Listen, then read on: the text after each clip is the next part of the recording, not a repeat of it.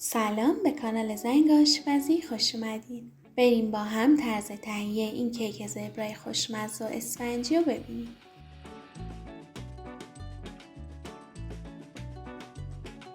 این کیک علاوه بر ظاهر بی‌نظیرش طعم و عطر و بافت فوق‌العاده‌ای داره و برای درست کردنش نیازی به فر نداریم و میتونین حتی بدون همزن برقی هم درستش کنیم.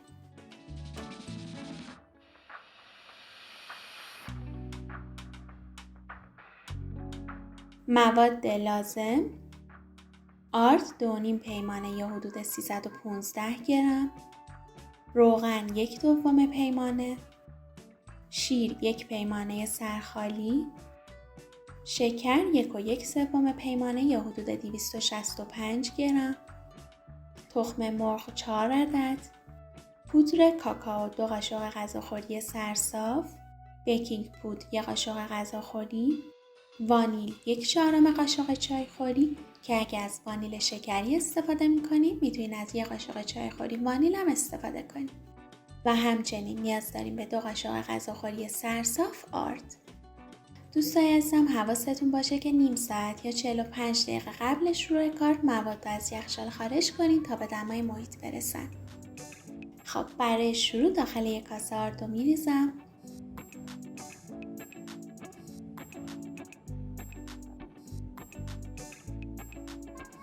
بیکینگ پودر رو اضافه میکنم و آرد و بیکینگ پودر رو خوب با هم مخلوط میکنم.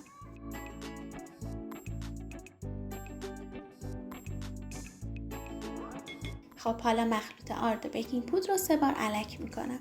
این کار رو حتما انجام بدین چون تو کیفیت کیک تاثیر داره و باعث پوک شدن بافت کیک میشه.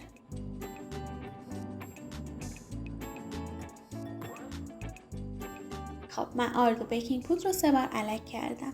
فعلا میذارمش کنار. حالا داخل یک کاسه تمیز 4 تا تخم مرغی که داشتیم رو میشکنیم.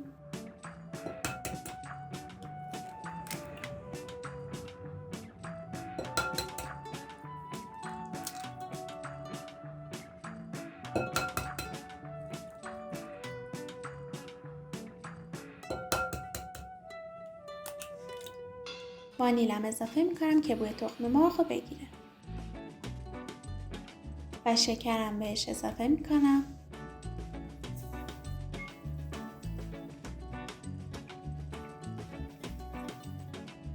حالا با همزن دستی یا همزن برقی تخم مرغ رو با شکر حدود 5 دقیقه میزنم تا مخلوطمون کرم رنگ و کشدار و هجی شه. اگه از همزن دستی استفاده میکنین میتونین به این روش تخم مرغ و شکر رو هم بزنین. هم خیلی راحت تره و هم که خیلی سریعتر جواب میده. فقط دقت کنین که مواد رو تا آخرین مرحله توی جهت هم بزنین. خب من تخم مرغ رو با شکر هم زدم به این حالت در اومد. ببینی هم حجمش بیشتر شده و هم که کرم رنگ و کشدار شده مخلوطمون. حالا بهش روغن رو اضافه میکنم. شیر رو اضافه میکنم.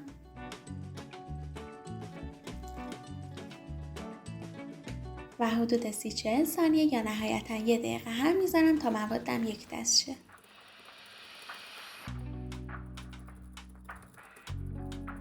خب من موادم رو خوب با هم مخلوط کردم. حالا آرد و بیکینگ پودر الک شده رو طی 2 یا 3 مرحله به موادم اضافه میکنم و مخلوطش میکنم.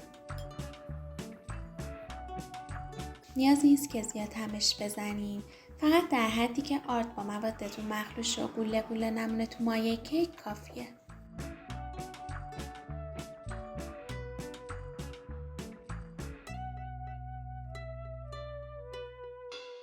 حالا مایه کیکم رو دقیقاً به 2 قسمت مساوی تقسیم میکنم.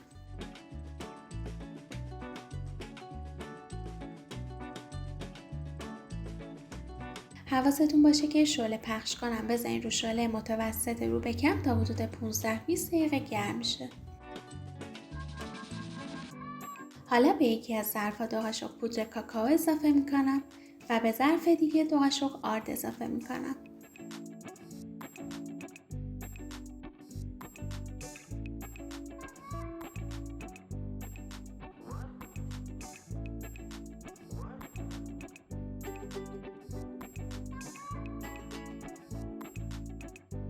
خب حالا به این ظرف هم 2 قاشق آرد اضافه میکنم تا غلظت هر دو ظرف به یک اندازه باشه. اگه فقط از پودر کاکائو استفاده کنیم و به این ظرفمون آرد اضافه نکنیم، قسمت شکلاتی کیکمون ته‌نشین میشه.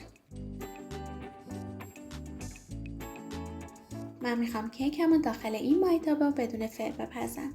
حدود 1 قاشق مرباخوری روغن میریزم و ظرفمو چربش میکنم.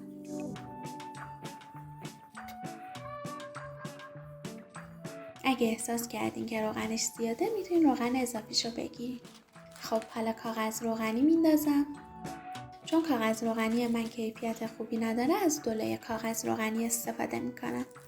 روی کاغذ روغنی من با همون براش کمی چرب میکنم و دیگه روغن بیشتری اضافه نمیکنم. خب حالا دقیقاً از مرکز ظرفم شروع میکنم و 2 قاشق از مواد سفیدم میریزم.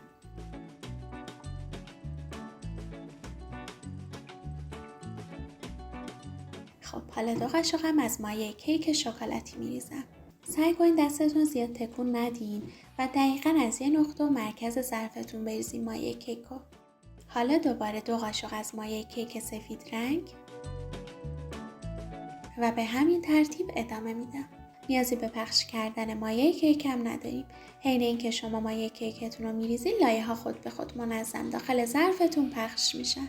تنها نکته‌ای که باید رعایت کنین اینه که مواد رو دقیقاً بریزین مرکز ظرفتون و سعی کنین ظرف رو روی سطح صاف بذارین تا خیلی منظم‌تر پخش مایه کیکتون. ببینید من الان سطح کارم کم کجه و به خاطر پایه دوربین و نور مجبورم که اینجا این کار رو انجام بدم و فیلم بگیرم. شما اگه منظم‌تر بریزین مایه کیک و نتیجه کارتون خیلی بهتر در میاد.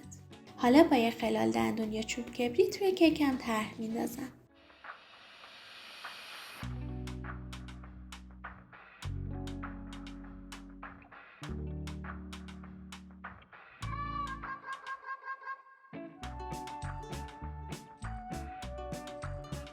خب من دمکنی میذارم و ظرف رو میذارم رو شعله متوسط رو به کم و شعله پخش کنی که گرم شده تا به مدت 45 دقیقه بپزه.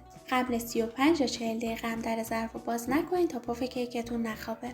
بهتره برای پخت این مقدار مایه کیک از ظرف سایز 28 یا 30 استفاده کنید تا رنگ‌ها حین پخت با هم قاطی نشن. و اگه از مایتابه استفاده میکنیم بهتره که سایزش 30 باشه و دیواره بلندی داشته باشه مایتابتون تا حین پخت که کیکتون پف کرد سطحش به دمکنی نخوره و خراب نشه. اگه دیواره مایتابتون کوتاهه میتونین از قابلمه سایز 28 استفاده کنین تا سطح کیکتون حین پخت نخوره به دمکنی. خب بعد اینکه کیک پخت و از داغی افتاد از ظرفتون خارج کنین و کاغذ روغنی رو جدا کنین. حالا کیک رو برش بزنیم و بافتش رو ببینیم. ببینین اصلا رنگا با هم قاطی نشدن و کیکمون خمیر نشده.